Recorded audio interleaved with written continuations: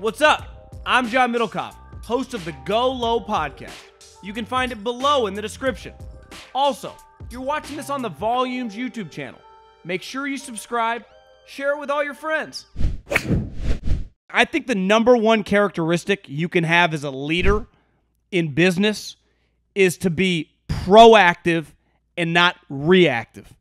And it's hard, right? Part of being a good leader is having experience and understanding what is coming up. It's what makes a good CEO. CEOs that think ahead, think of the way the world is changing, get involved in different businesses and, involved in different streams of revenue that might not be fruitful immediately, but ultimately that's where society's heading. People that pivoted to streaming, people that pivoted to podcast, Elon pivoting to electric vehicles. I mean, we can, a million different examples of this. Video stuff. Remember when Facebook bought Instagram? That was a pretty good purchase. And part of being a good leader is seeing the future. It's not easy. It's why most people can't lead. It's what makes a good football coach. Understanding and anticipating what is going to happen. Not reacting to just what is happening, but understanding what might happen. And I think it's fair to say, as of June 21st, and listen, I don't know the guy personally, never met him. Just followed him from the outside. Looks like he's got a pretty good gig. Makes $5.5 million according to the records that were published on the internet. But I think it's fair to say that if I was a player on the PGA Tour and I was a loyal player, and I've said it my whole time, I'm not a moral high horse with this guy, with this whole situation.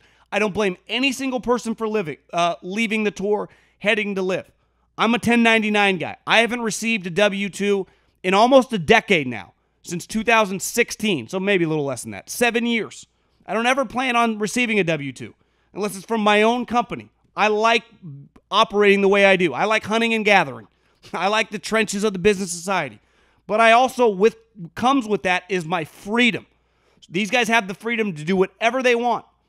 And Jay Monahan knows this. And he's had this. This has been in the air brewing for years. And today I saw that his idea to respond to LIV was to create extra tournaments throughout the season to give guys a bunch of money. And my first response is LIV's greatest asset, and the greatest asset we all have, is time and available time to ourselves. And we never know when time is going to end. The time we get to spend with our family, the time we get to spend with doing what we want to do. Because most of the time that we spend in life is either sleeping or working. So the extra time you have in life is very, very valuable. And the more successful you can be financially, typically the more time you're allotted. So these guys that signed on with LIV, even if it's 8 times, they play 8 times this year, and next year it goes to 14. That is still less than the required amount that you would have to have on the PGA Tour, which is 15. And obviously guys end up playing more than those 15 times. But the difference is on the LIV Tour, I don't have to succeed to make money. If I'm Bryson, if I'm Brooks, if I'm DJ, if I'm Abe Ancer. Now obviously Brooks, DJ, and Koepka got a ton of money. I have no clue how much Abe Ancer got. Let's just say $25 million. That's $25 more million the PGA Tour would give him to play. They don't want to have to play to earn their money all the time. So, of course, Steph Curry gets paid $40+ million. The Warriors pay him to win. But if they don't win, he still gets paid. So these tournaments and these ideas by Jay Monahan, to me, go against the greatest advantage LIV has. I'm giving you money. I'm handing you cash.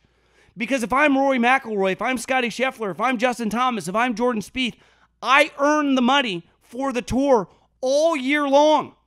When you put me in premium groups, when you put me in the marquee groups, when you market me all week long for the tournaments, when your tournament's used to market me leading up to the tournament, that's a really big deal. I am your cash cow. Find a way. The PIP gave out $40 million. I've been lucky in my life to know some people, entrepreneurs, family friends that started businesses. My brother married into one. People that started businesses from scratch, had a lot of success. And over one of the greatest economic runs we'd ever seen, from like 2012 to 2018, in that period of time, they were able to sell their businesses to VC firms for a lot of money. Let's just say, hypothetically, close to that $40 million range. To me, $40 million is a lot. But to act like $40 million and put that carrot out when you have to split it, 10 ways, is a joke. That's embarrassing. LIV, that's a tournament for LIV. The PIP, nice idea 10 years ago. So the money the tour is even putting out available, Jay Monahan should have one single job right now, and that's raising money. And that should have started years ago. Here's the problem. Timing is not on his side. I don't know if you've noticed, but we're starting to have some economic chaos. A recession is right around the corner. You know what's hard to do during recessions? Get people to give you money when your asset or your business is uncertain. Because you would say right now, the PGA Tour, I don't know who is going to play and who is not going to play on a given basis. So Jay Monahan needs to raise a ton of money. And maybe they have extra money in their coffers, which would be pretty embarrassing because that's what Phil has been bitching and moaning about for years. Where has the money gone, Jay? I think what the PGA Tour really needs is a David Stern, is a Roger Goodell, someone who is hated by the media. You know why those guys were hated by the media? They were revenue cutthroat generators. And the media resents business. They always have. So they hated the way those guys operated. But you know who those guys were great for? Everyone involved in their business. The players, the owners, everyone involved in the NBA, everyone involved in the NFL over David Stern and Roger Goodell's time has printed cash. Now, people have made money on Jay Monahan's watch. But now that they have true competition with more money, it feels like Jay's in over his head. And Jay feels like right now it's all reactionary. It's all reacting to everything that Norman and the Saudis are doing. And I would say, listen, if Norman and the Saudis had come out of nowhere a month ago, I'd be like, I don't blame him. What the hell was he supposed to do? We have been talking about these different leagues and this different big money-backed Saudi league for years, but specifically like 12 months plus. Hardcore. He has known this is coming. Now, I think he thought maybe he could avoid him. He clearly didn't. And now he's lost 3 guys that have combined for 7 major championships, 3 stalwarts on the Ryder Cup. Listen, you can say what you want about Koepka, Bryson, and DJ, about where their games are at currently. Those are massive, massive blows. There's no way around it. And I think the scary part is, and I saw No Laying Up tweet this, that Brooks was telling people like 2 weeks ago, I'm not leaving. These people have so much money, they can keep buying guys. And it's not going to stop. So when they go to Pumpkin Ridge in a week and they see the money that gets distributed, more and more guys are going to jump. More and more guys are going to jump at the offer of $150 million. And I'm not saying Jay, even if he was Roger Goodell or David Stern, has the capability of generating that type of money to give out to his guys. He doesn't. But he had the opportunity for years to be in positions where the PIP is not $40 million. Again, $40 million to me, $40 million, I would imagine to a lot of people listening, is a shitload of money. But when you're handing out a tenth of it to different guys who are already really rich, it's nothing. It's peanuts. And relative to LIV, it's laughable. So I would say it's time to start questioning, is Jay Monahan worthy of being the commissioner in these times of turmoil, of times when Greg Norman, the Saudis, and now Koepka and Brooks, these guys are waging war on the PGA Tour. And while I wouldn't say anyone's winning or losing, the PGA Tour still has stars, it is not trending well for them. And if they do not figure it out, if I was some of these loyal, staunch supporters of what the PGA Tour represents, I would start asking, Jay, what are you going to do? Jay, what other pitches do you have? Jay, what have you been doing? Getting mad with Jim Nantz at the RBC accomplished nothing. It's no different than the media bitching and moaning about these guys leaving for LIV. No one gives a shit what you think. I'm sorry. Clearly the players don't, because they keep leaving. They're not listening to you. So I think it's time to start wondering, like, what are we doing here if we're the PGA Tour? We can only have Rahm, Rory, and JT beat the table so much. They can't raise the money. It's not their job. Their job is to play. Your job is to administrate. Administrators administrate, players play. And the top players generate all the money for those administrators. So let's figure it out. Losing Brooks Koepka today, even though it had been rumored, and I said it on social media, I don't know if you guys are big Pac-12 football fans, but a while back, Jeff Tedford's last couple years at Cal, he signed Keenan Allen, who is now a star wide receiver for the Chargers. Keenan Allen was supposed to go to Alabama and play for Nick Saban. But part of it was a package deal. You also had to sign his stepbrother, Zach Maynard. Under no circumstances would Nick Saban sign Zach Maynard. I don't blame him. Wasn't worth it to him. Jeff Tedford didn't have that luxury. It was worth signing Keenan Allen to come to his team, even if it ultimately cost him because Zach Maynard became his quarterback and it was a disaster. But when LIV signed Chase Koepka, you could see the writing on the wall. For any of you guys that follow college basketball, it happens all the time, right? I put a guy's college coach or high school coach or brother on my coaching staff to get that recruit to come to my school. Now, Brooks clearly, I think it's fair to say, was anti-LIV, was not going to do it. And a little bit like DJ, they just kept raising their rate. And them throwing his brother a bone, and who knows, even if they gave Chase Koepka $5 million, they've taken care of him. And yesterday, or at Monday, if you're listening to this on Wednesday, they tweeted about Chase Koepka just hitting some balls. I'm like, they are recruiting Koepka right now. And then by about Monday afternoon, he had scrubbed his Twitter account and it was clear he was going. But I said this last week, I'll say it again this week, and I'll say it moving forward. You can't have a tour full of just unlimited good guys. You have to have villains. And your villains have to be able to play. Like Grayson Murray and Kevin Na. Cool story for golf nerds. The casual fan couldn't point Grayson Murray out of a lineup. They have no clue who that is.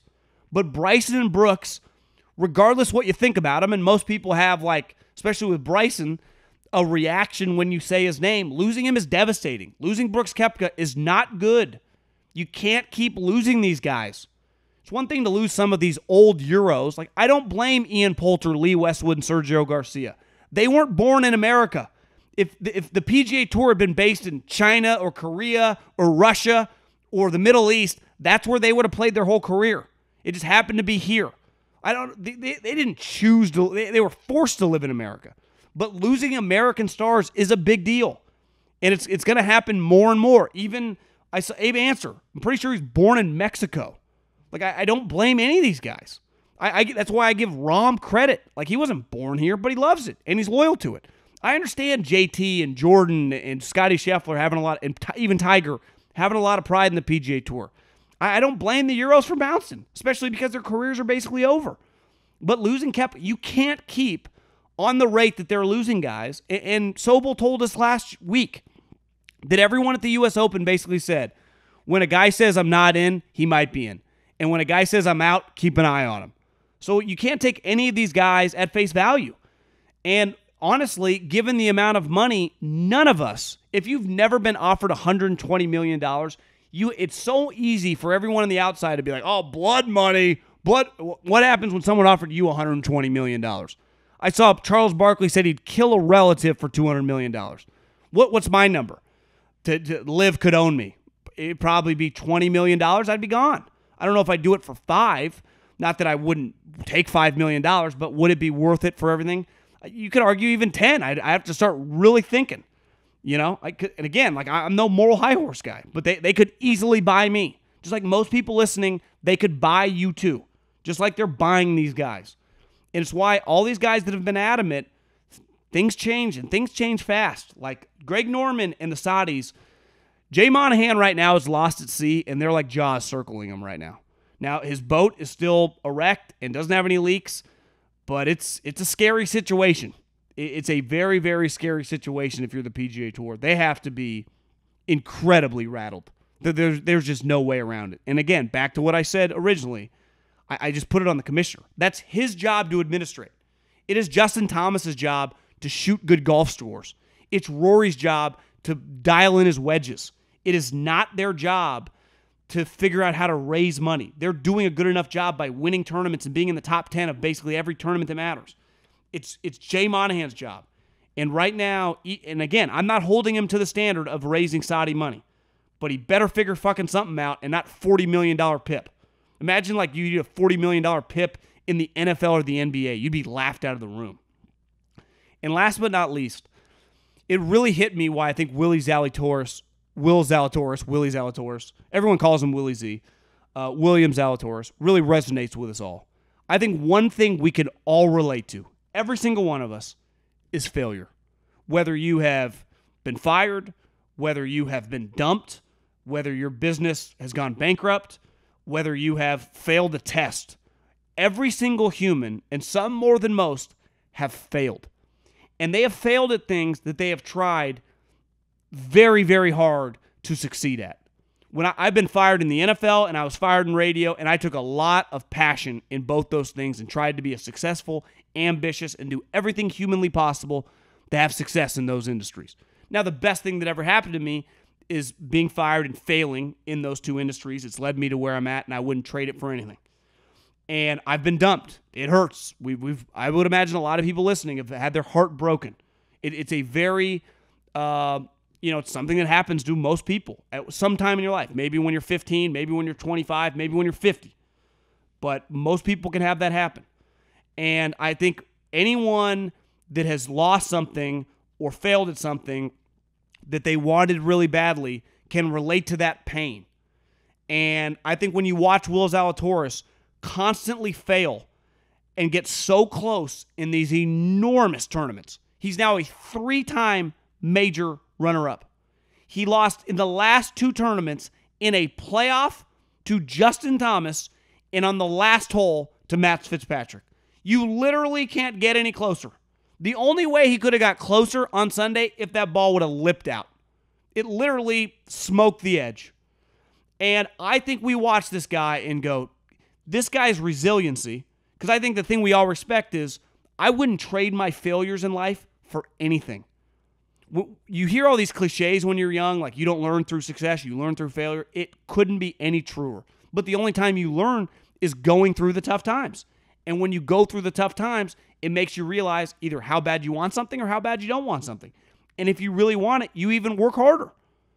And it's like part of the reason Klay Thompson took so much joy and so much pride in this championship, because he tore his ACL and he tore his Achilles in back-to-back years.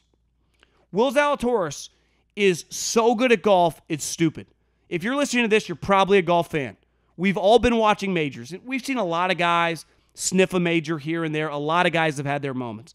This guy literally does it every single tournament when it matters. Go to his Wikipedia page. Go to the area where it says, major championship results, and see how many top 5s and top 10s he's had in a short career. 4 years ago, the guy was on the Korn Ferry Tour. It is a remarkable accomplishment how far he's come. But I think a little like Phil Mickelson, Tiger was great. He immediately kicked everyone's ass and became a legend instantly. Phil Mickelson was kind of the opposite. Phil Mickelson was this elite talent. Tiger lapped him, and then Phil couldn't win a major for a long period of time. I'm pretty sure Phil didn't win his first major until 32, 33 years old. And then he's since obviously rattled off 6. But part of the reason I think we kind of felt Phil in our bones is he had these devastating losses. And he lost it in all different forms and fashions. And he started doing it early. And then it kept happening basically all throughout his 20s. And in a weird way, when you think the guy is a good person, you're just kind of drawn to him. You kind of gravitate to that player. Because it's one thing to lose once, like you don't want the person to be the Buffalo Bills of golf. And right now, that kind of feels what Zalatoris is. And here's the thing. In golf, in any sport, in life, you're guaranteed nothing. There is no guarantee that Will Zalatoris will ever win a major. Even though you watch him, and you've watched basically these last 2 years of majors, it feels inevitable. It feels like, how is this guy not going to win a major? Ironically, he's never even won a PGA golf tournament. But I saw today, I think he's 6th in the season on earnings. Like, he's made a ton of money. He's living an incredible life. He hasn't even won a golf tournament yet as a professional, as a PGA Tour player. I think he's won on the Korn Ferry, but he has not won on the PGA Tour, and he obviously has not won a major. But I think I started thinking, like, why do I like this guy so much? Part of it is I've gambled on him, but part of it is, like, you feel for him. Like, we all feel when we fail. That sucks. And I think that really makes him resonate with all of us. Off a thrilling, and I mean thrilling, U.S. Open to transitioning into LIV Golf Talk. But he's also live from the Travelers, Jason Sobel, who took it all in. I was following him closely on Twitter. You can hear him every week, Monday through Wednesday, Golf, Sirius XM, Channel 92. You can find him on the internet all over, writing his betting column, as well as his Links and Locks podcast on the Action Network. Sobel, a lot going on right now, man. How you doing? Bro, this is ridiculous. This is way too much work. I signed up to cover golf so I could like sit around in the sun all day and watch guys hit balls. And like at the end, I write a couple hundred words on how they played and go home, have a nice dinner. And that was it. I mean, that's what I signed up for when I started doing this 20 years ago. I wasn't signed up for free agency and defections and, trying to hostily take over another tour. Like, what is going on here? Come on. I'm not built for this. I'm built for the low workload. Before we dive into the news of Tuesday, and really, let's face it, it's kind of been the elephant in the room for a while with Brooks. Let's talk about what happened and really transpired over the weekend. The big boys were all right there. You and I had been talking about Fitzpatrick for a long time, just given his success. And our boy Willie Z, I mean, no one comes through. What was your takeaway just from Sunday at Brookline? Yeah, so a few things. First of all, the real winner of the week was someone who doesn't necessarily look his age, looks a lot younger, someone who held off all the competitors and really looked fantastic throughout the entire week. I'm talking about the Country Club, not Matt Fitzpatrick, but the Country Club is the real winner. I thought it was awesome. USGA, we have criticized them over and over in the past when they've gotten the setup wrong. Let's at least give them credit when they get the setup right. I thought it was fantastic. I was worried going in that a 125-yard golf course playing 7,200 yards wouldn't be enough for these guys, or they would have to trick it up so much that it would be unfair and ridiculous. It was neither of those things. I thought it was a great venue, and hopefully they get back there sooner rather than later. As for Fitzpatrick, look, we try to prognosticate here on the pod every single week, we try to make picks, and we look at narratives, and sometimes those narratives don't shake out. All of the narratives shook out for Matt Fitzpatrick. He had won. I don't know if you heard this, John. He won the 2013 U.S. Amateur right there at the Country Club. He did? Take a swig, by the way. You got to drink every time you hear that. But he also, there you go. I don't know what's in that cup. He also is playing some of the best golf on the PGA Tour this year. He was number one in total strokes gained before Rory had passed him just a little bit the previous week. And he also plays his best golf on tough golf courses. He said in the past, he gets bored when it's 23, 24 under winning a golf tournament. He likes when pars mean something, when you can go out and grind out a round, don't make mistakes. That's exactly what he did in the final round. He's got the trophy now, and he deserves every part of it.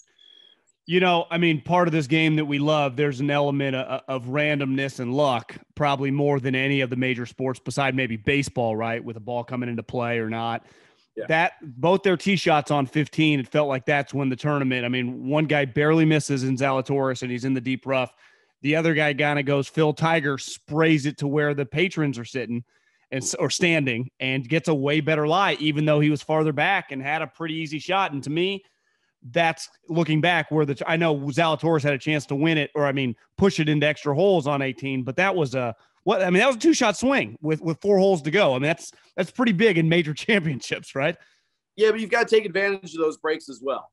So everyone's going to get good breaks. Everyone's going to get bad breaks over the course of 72 holes. You've got to take advantage of. Remember, Fitzpatrick was in. I'm still not quite sure if it was the exact same bunker as Jon Rahm the previous day or just the bunker next to it. But in any case, Matt Fitzpatrick in a bunker on 18. Jon Rahm from a similar spot made double bogey the previous day after getting into the lead. Matt Fitzpatrick hits a nice cut right into the middle of the green, 2 putts for par from there. So he did what he needed to do. Even sometimes when he got a bad break like that one, he drove it into a bunker, but he still made the best of it. And that's, a lot of times U.S. Open is about making the fewest amount of mistakes rather than the most amount of birdies and other good things out there on the golf course. Did you think Zalatoris on 18 obviously hits a fantastic drive, sets himself up, gives himself a chance for a really good approach shot? It's a tough spot, right? You got to hit it farther than the hole to spin it back. You don't want to spin it back too far, but it felt like not that he got conservative, but he had been dialing his wedges really close that hole back 9. And then on that shot, again, he had a look, but it was probably farther, probably by double the amount that he would have liked, right, when he was standing over that second shot. Yeah, that's a tough one to kind of look in the moment and say, boy, yes, if he had hit it closer. You've seen that green because it heads back toward the bunker, right? So it's a tough approach shot. It really is. And that's what made the Country Club so great is that it wasn't just bash it down there and figure it out. There was one point, I don't even know who the analyst was talking about. I think it was one of our guys on the radio team, but think it was John Rahm on 17, maybe Saturday, if I'm remembering correctly. And forgive me if I'm not, but he banged one way down there. And then all of a sudden he had like 60 yards into the green. You're thinking, oh, he's only got 60 yards. He's going to get up and down. That's really easy. Well, at that point, 60 yards, it was like hitting out hard pan. That fairway is just so firm right there. It's really hard to get your wedge underneath the ball and hit a good shot there. And so that's what made the course so interesting and so intriguing and so tough to play for these guys. It wasn't just, hey, hit it far, and the further you hit it, the better it is. It's, hey, we've got to hit it in these spots. We've got to miss it in the right spots. And so, it's I again thought it was a tremendous venue, and thought it really played out well for the tournament. Before we get into Koepka, one of my opening takes on the podcast was, listen, we love winners, Tigers, the Bradys, the Currys. I mean, they are what we, they become the most famous. But there is something special about, and I think Phil fell under this category for a long time, guys that get so close and lose. I mean, they gain a kind of a special rooting interest for us just sitting on our couch. And I do think Willie Zalatoris has kind of entered that category of, he is an elite player in these tournaments. Like, you just watch him and go, he's got the chops, but he just falls up so short. It's not like, he blows it here, he blows it here. I mean, it can't get any closer, Sobel. So two things. First of all, I walked with the final pairing on the golf course for a handful of holes on Sunday afternoon. That was a very pro Willie Z crowd in Boston, and he has no ties to the Boston area whatsoever. So people just gravitate towards him. It looks like Happy Gilmore's caddy. He smiles when he plays. He's a classy young kid. So people do like him, and I think he's gaining a lot of fans, just like you said, maybe gaining more fans for not winning than if he was winning. That said, look, it's inevitable. I mean, we can sit here and say, I think personally, he's a generational ball striking talent. He's going to win multiple major championships. That said, start talking inevitabilities in major championship golf, and there's really no such thing. We thought Colin Montgomery would win a major, Lee Westwood, Ricky Fowler at one point, 8 years ago, came in top 5 in all of them. Patrick Cantley, Xander Schauffele these days. Oh yeah, they'll win. There's only 4 of them every year. There's a lot of really good players. There are no inevitabilities. And so while I think that, yes, he's going to get it done, and when he gets it done, he's going to look back and say, boy, I'm glad I had those experiences of getting into the mix, because that really helped me rely on those to go out and win a major championship. But you never know. A decade from now, Will Zalatoris might look back on the early part of his career and say, boy, I really wish I'd got it done back then, because it gets a whole lot harder if you keep coming close and you don't get it and you kind of feel that pressure. Agreed. Okay, let's get to the news of the day. When they officially signed DJ, it was a really big deal. Even though he had been rumored for a while, when they got Bryson, it was a really big deal. And then today, if you combine them, they got 7 major championships. They're 3 stalwarts on the Ryder Cup. I mean, they're 3 of the most famous American players. Now they got Brooks. What were your thoughts? I mean, rumors were brewing on Monday, but when it became official this morning. So first of all, John, things are moving at a breakneck speed. Every single player, caddy, agent, anyone involved in the game that I've spoken with over the past week and a half, and certainly last week at Brookline, essentially you walk up to each other and you go, so what are you hearing? And you don't have to qualify that with about what kind of detail. It's everyone knows what you're talking about. I had dinner with a player last night, and the player said, before we even shook hands, we were getting into a conversation of, hey, here's what's going on with this. What do you hear about that? I'm hearing a lot of big names. Some of them, maybe it's happening. Some of them, maybe they're just negotiating and feeling it out. Some of them, maybe it's just, a smoke screen and they're not going at all. So a lot still left to be determined. I'm guessing by the time this podcast is posted, we'll have more news. And that's sort of the problem with this. The news cycle never seems to stop, John. I mean, this thing keeps moving and moving and moving, and we don't know where it's going to stop. But there are a lot of questions. There was a player meeting earlier on Tuesday morning with Commissioner Jay Monahan. I had a couple of sources telling me that there are questions about, hey, are these guys going to be able to get official world golf ranking points? And his answer was, I don't know. We'll find out. And there was a lot of questions about the DP World Tour, formerly the European Tour. And there's talk that LIV is going to try to buy the DP World Tour. And what would that mean? And Jay said, well, I can't really speculate. And so I understand his position there, but boy, it just looks like the PGA Tour is just sitting around on its thumbs, waiting for things to happen and seeing everything happen around it without really calling into action anything. And I don't know what they can do at this point. I really don't. You're much closer to it than I am, but from where I'm sitting, it feels like Jay might be a little over his head on this one. Is it fair to say that there are some PGA Tour players? I know it's their organization, but no different than the NFL. Roger works for the owners, but they are dependent on the guy. Do you think the confidence level in Jay, especially with the loyal guys, right? JT, Rory, you see Colin pledging. Xander, it feels like, it's been a little on the fence. Some of these guys have confidence in them from what you're hearing around these players and agents? It's a good question. I think you'd have to ask each player individually. I'm sure there are players who don't like the leadership that Jay Monahan has shown over the last few weeks and months. I'm sure there are players, though, who think he's done a great job. So it just kind of depends with whom you speak. I do believe that it's a little strange that the most vocal leaders in the game for the PGA Tour over the last few weeks have been, as you mentioned, Rory McIlroy and Justin Thomas and Jon Rahm, and not Jay Monahan, the guy who's in charge of all of it. And so Monahan's going to have a press conference here tomorrow. We'll see what he has to say, but I'm not sure what else he can say right now that's going to quell any of the rumors and stop any of the speculation. I mean, it's essentially a tidal wave right now, and he's standing there with his with the swimmies on, just trying to hopefully not get too wet. One rumor I saw this morning, which I'm sure that came out of that player meeting, is that they're going to do the extra tournaments for big money for the top players. Isn't that kind of why a lot of these guys are leaving, to play less for more? Isn't there a way to maybe up the PIP and hand out this money? Isn't that a bad strategy? I don't know. They're just throwing stuff against the wall at this point. I find it very funny that a lot of these guys say they're leaving for LIV so they can play less golf, but eventually the LIV schedule is going to involve 14 events.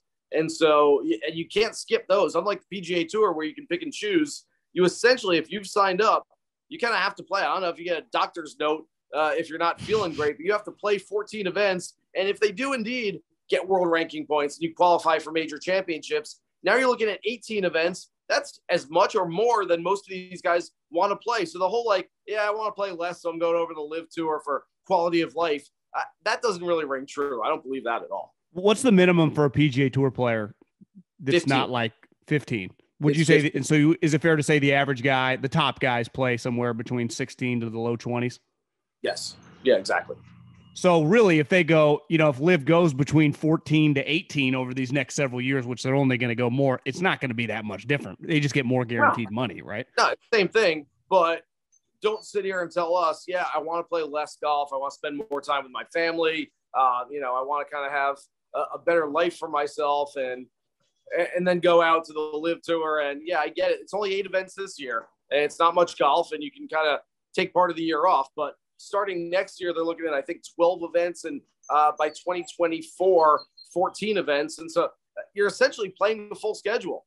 And again, I don't know exactly. I've heard a rumor that if you don't play at least one of the events, that you might not be eligible for that massive cash prize at the finale. So it behooves these players to not skip any. If you're banged up a little bit, you might as well go play, because it doesn't really matter where you finish, quite honestly, but it matters if you play, because you want to get that money at the end.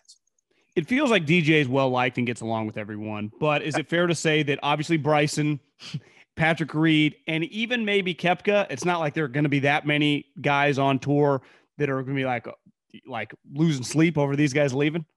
I mean, I'm not a big wrestling guy, but this feels like, the good guys against the bad guys. I almost feel like it.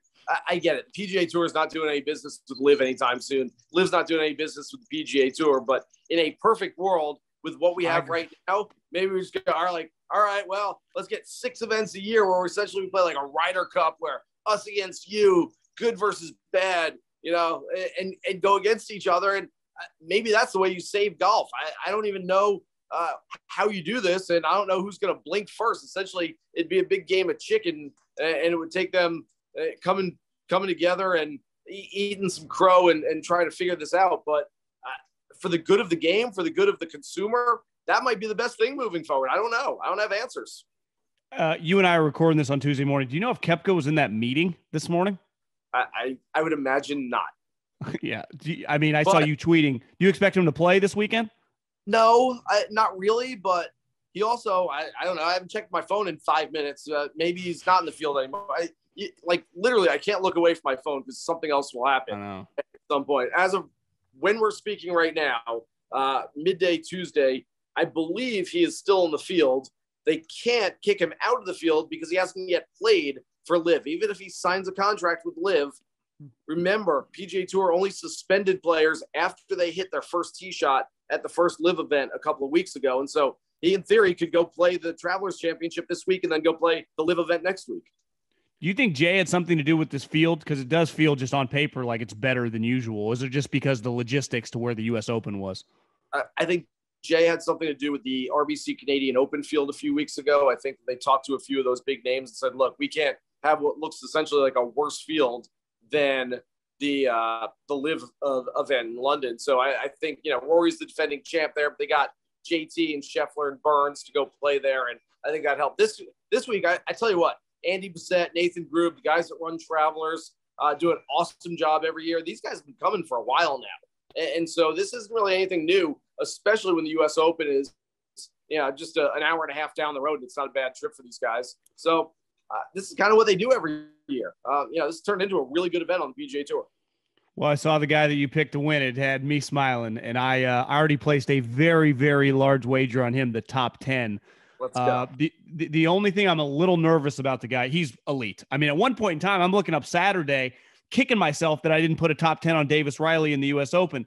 The only thing that makes me a little nervous is he's played a lot of golf, and it's just like, obviously his talent, he's bound to win. Does it make you nervous as a younger player just eventually just hit one of those tournaments that you run out of gas? Again, I'm wagering on the guy this weekend. That's the only thing that gives me pause because this guy can play. Yeah, that's the least of my worries. I would worry more about he hasn't really seen this golf course, and he's, maybe it takes experience to go out and seriously contend here. But no, I'm not really worried about a whole lot. 13 under, won this golf tournament last year. Harris English beat Kramer Hickok in that 137-hole playoff, and as they kept going round and round this place. But I'd like to see something based on what we've seen from Davis Riley. I know he played pretty well last week, but he tends to, at least small sample size at this point in his career, tends to play his best golf when the scores are lower. So I would like to see something in the 17, 18, 19, 20 range under par. I think that fits his game better right now where, hey, lots of birdies to be had out here. Go out and get them as opposed to it playing tougher. So you're right. I love Riley. I love the number on him this week, about 50-1 in most books. I think it's a really smart play. Same trajectory. We talked about Zalatoris. Same exact trajectory as his buddy Zalatoris. They were roommates during the pandemic when they weren't playing golf. They were playing in their living room instead. The only difference now is he's probably about 6 months to 12 months behind him on the timeline, which really isn't that much. How about a lot of the top dogs? Obviously, Scotty just played excellent. Rory, another top 10 in a major. They're all here. JT's here, Sam Burns, Xander, Spieth. This is a pretty high end, at the top of this field. Do you like any of that group if you were going to place one of the elite guys? None of them would surprise me. They're all good enough to go out and win. None of them are trending in the wrong direction or anything like that. So I could certainly see any one of them. The one, if I'm making one bet on a guy with a shorter number next to his name, it's probably Patrick Cantley. And I think we've sort of overlooked how well Cantley has played because his majors haven't been great, although shot 1 under over the 36 holes on the weekend at the Country Club, finished in a share of 14th place. His non-major finishes have been second and third in individual events. He won the Zurich Classic with Xander Schauffele next to him. And so he's played really well in non-major championships recently. And so I've always thought this is a place where Patrick Cantley was going to win, shot 60 here in the second round, I believe 10, 11 years ago. So he's a guy that I've always kind of had circled for this one. And I think he could have a big week. Two names, one in the 45 to 50 to 1 range would be Brian Harman, a guy who's had success. He had some moments last week, and then just this guy's numbers just so big. Just to sprinkle is the Gala. Anytime that he's playing in these, that is this a good spot for him? Better. I just put a little. His number's huge, like 100 to 1. Good course for Harman. Just the upside hasn't quite been there. The ceiling's not quite there. His results aren't measuring up to his performance. You would think that at some point he would. I always liken it. I think I've used this analogy on the podcast before. He's like a pitcher in baseball who's got a 2.75 ERA, but he's 3-9.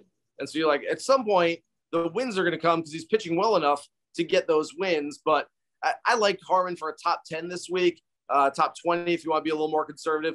Theegala, I don't know that it's a great course for him. I like him more, I think, on course at this point in his career where he can go out and bomb it into some wide fairways. One guy with a big number next to his name that does suit this golf course, I was shocked when I saw the number next to Webb Simpson's name. Well, they have him at FanDuel. I saw some books with 80-1.